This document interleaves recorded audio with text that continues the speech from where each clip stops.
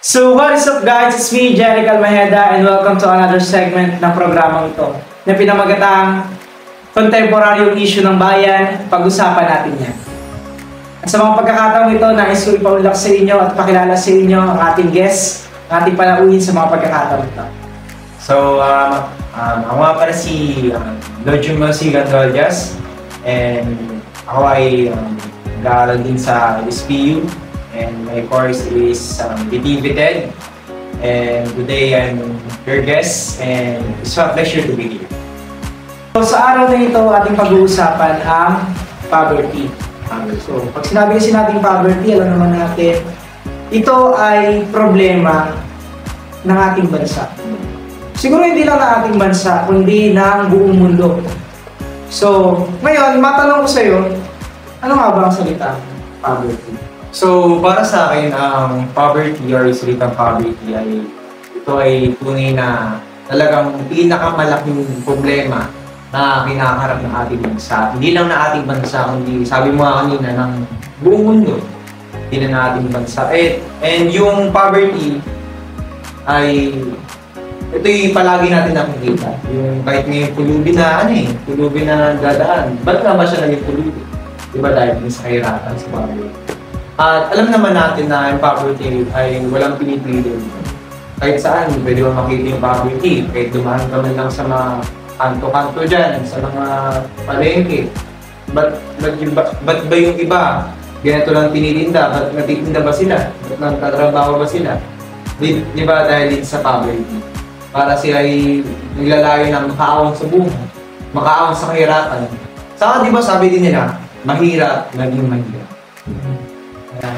Ngayon, totoo naman yung sinabi natin poverty. Kung saan, sabi mo kanina, ang poverty ay para sa lahat. Kung saan wala siyang pinipiling tao. Although may mga taong nabubuhay na mayaman, taong nabubuhay niya. Pero ang poverty kasi para siyang, pwede natin siya ihalin tulad sa kamatayan. Sa kamatayan. Kasi nga, wala siyang pinipili. Pag pumunta tayo sa sementeryo, pag tinignan natin doon, iba-iba yung size ng mga nicho. Ganon din ang poverty. Kahit gaano ka kayaman, pwede kang tamaan nun eh. Pwede kang tamaan. Kahit anong problema, pag tumama sa iyo yung isang problema, pwede kang bumagsak doon sa poverty. Halimbawa, ikaw ay may magandang trabaho sa ngayon. Paano kung magkaroon ka ng matinding problema? Babagsak ka pa rin sa poverty. Sayot sa gusto mo ba? Sayot sa gusto mo, may poverty talaga. Kung saan, ito ay malaking problema na kinakaharap ng ating bansa sa mga pagkakataon. Although, ang ating gobyerno ay iniisipan ng paraan yung kahirapan na ito na mabawasan. Kaya sabi ko nga, di ba? Ito yung problema na kung saan kailangan masolusyonan. Although siguro nag-iisip sila, nag-searching sila or nag-isip sila ng mga paraanan para mabawasan man lang yung poverty na ito ng ating bansa. Pero kasi mahirap siyang mawala. Pero pwede siyang mabawasan.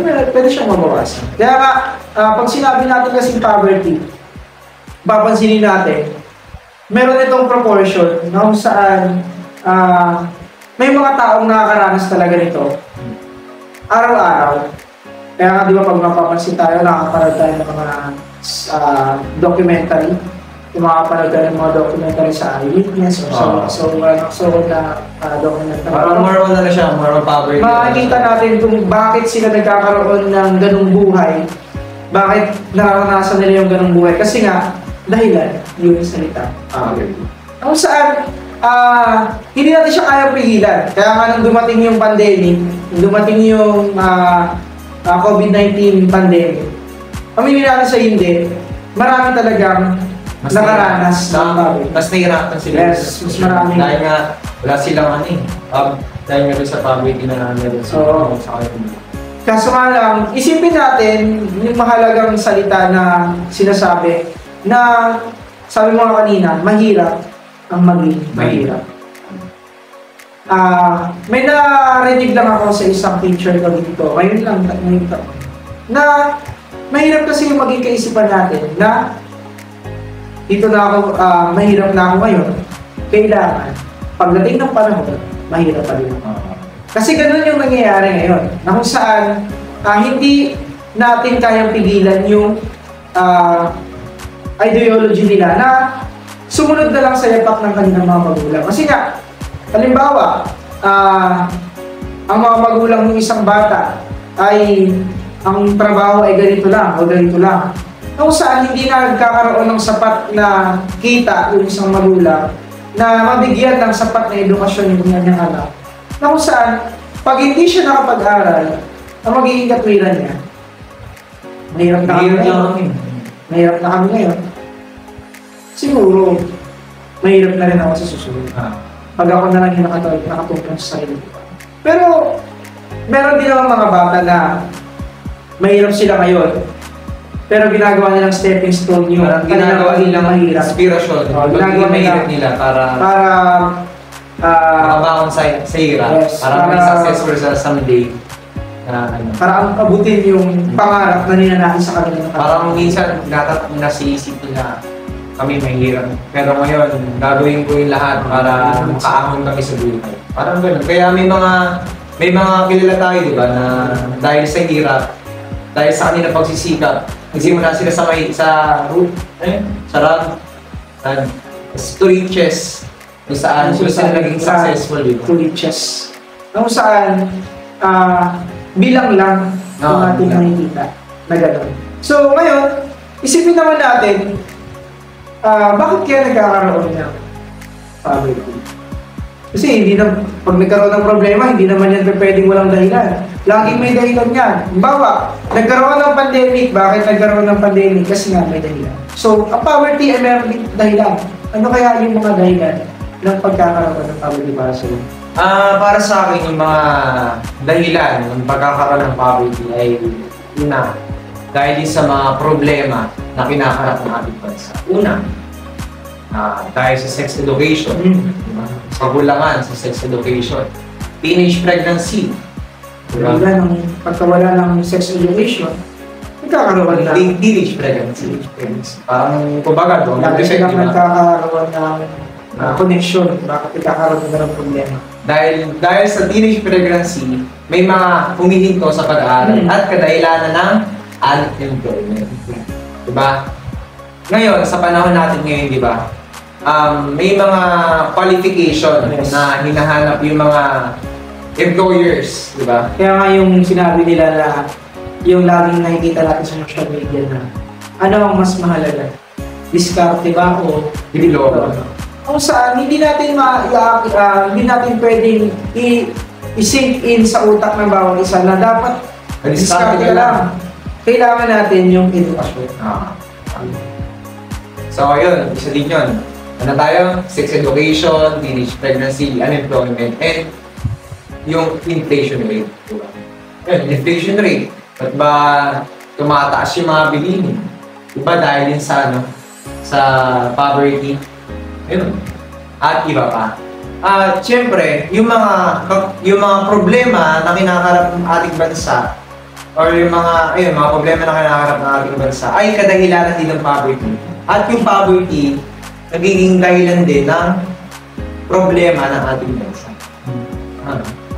Kasi tama naman yung sinabi mo na kung saan nangyayari yung mga problema kung sinabi mo dahilan na poverty. Pero nangyayari din ng poverty dahil doon sa mga sinabi mong problema. Halimbawa, bakit nagkakaroon ng inflation rate? Sinabi mo kanina, dahil sa poverty. Bakit nagkakaroon ng poverty? Kasi nga, may inflation rate. Kasi parang nagkakabalik-baliktad lang sila. Which is, papansinin natin, hindi naman lahat ng problema ng Pilipinas ay nahuhulog doon. Pero karamihan, pag sinabi kasi natin issue o problema ng ating bansa, karamihan, nahuhulog doon sa poverty. Bakit nagkakaroon ng ganito? Bakit nagkakaroon ng ganyan? Bakit nagkakaroon ng ganito? Dahilan yung poverty. Na kung saan, alam naman natin na ang gobyerno natin pilit na ginagawa ng paraan yung ating bansa na makaangat sa kahirapan. Pero kanina nag-search ako about sa poverty rate ng ating bansa. Napansin ko lang, sabi doon, noong 2021, meron tayong 2.15 dollar na purchasing parity a day. So, araw-araw, ibig sabihin, patong tayo sa poverty, pero hindi gano'n.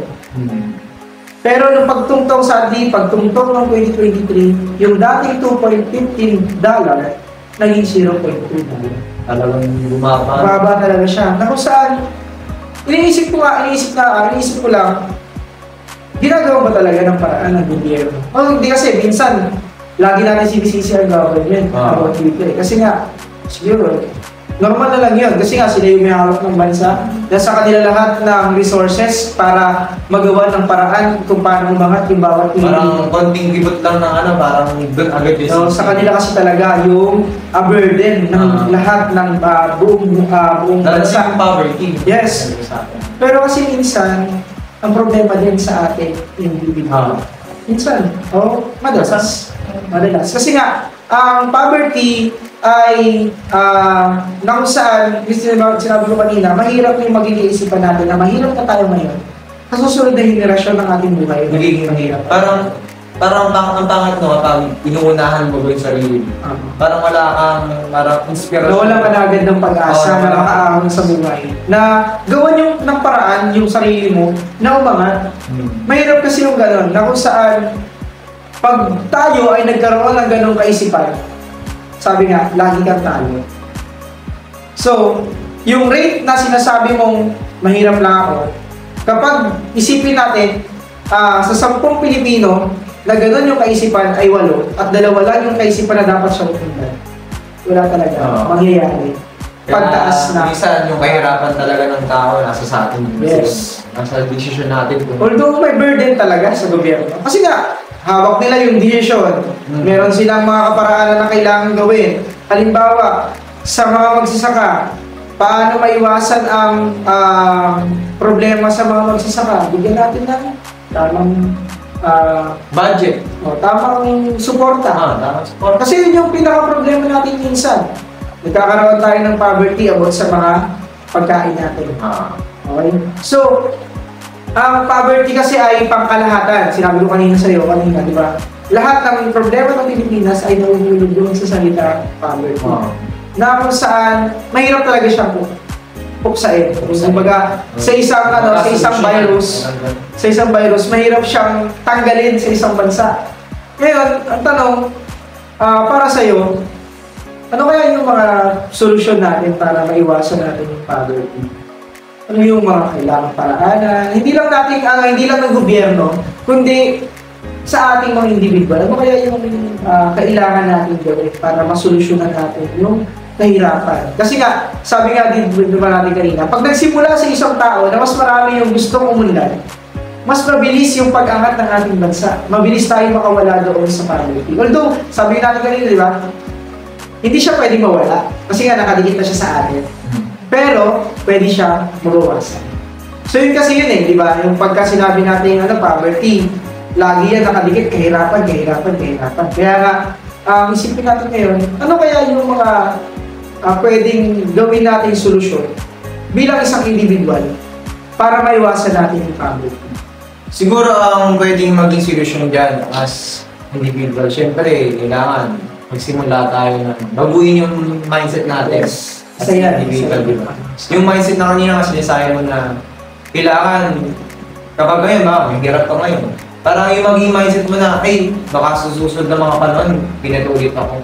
Or parang binibigyan mo na agad ng prediction yung buhay mo na kapag may hirap mo ngayon, in the end, may hirap na tayo. Parang ngayon, ang pinakamagandang solusyon, yung baguhin yung mindset na yan. Pag tatanggal na kasi yun pag nawala yun. Pag naging maayos yung mindset, kaya sabi ko kanina, kung yung 10 Pilipino ay isip nila ay maging mahirap pa din, madagsa. Pero kung ipalit natin, kung sa 10 Pilipino, mag-iisip sila, yung 8 Pilipino ay nag-iisip na umunlad sila ng umunlad, at samantalang yung dalawa ay kung iniisip nila yung mindset na gano'n, na pag mahirap sila ay mahirap pa rin sila. Siguro, may pag-asa tayo makawala or mabawasan. Sa tingin ko, pag naging ganun yung mindset ng bawat Pilipino, ng bawat tao sa mundo, parang doon pa lang, magsisimula na yung pagkangano nun eh. Hindi lang ng ating bansa, ng ekonomiya. Diba? Ng buhay, ng bawat Yeah, kasi nga nakadikit yan basta talaga. Possibility talaga, hindi siya pwedeng mawala. Hindi siya Siya pwedeng mawala, nakadikit talaga siya. Pwede siyang mabawasan. mabawas. So, yun ang ating pinag-usapan ngayon. It's all about poverty. Maraming salamat po sa inyong pagtungay sa aming segment sa mga pagkakataong ito. Muli, ako po si Jeric Almayeda, ang inyong host ng segment na ito na pinamagatang Kontemporaryong Issue ng Bayan. Pag-usapan natin yan. And again, ang ating guest, Si LJ Gandollas from Liquid. maraming salamat po.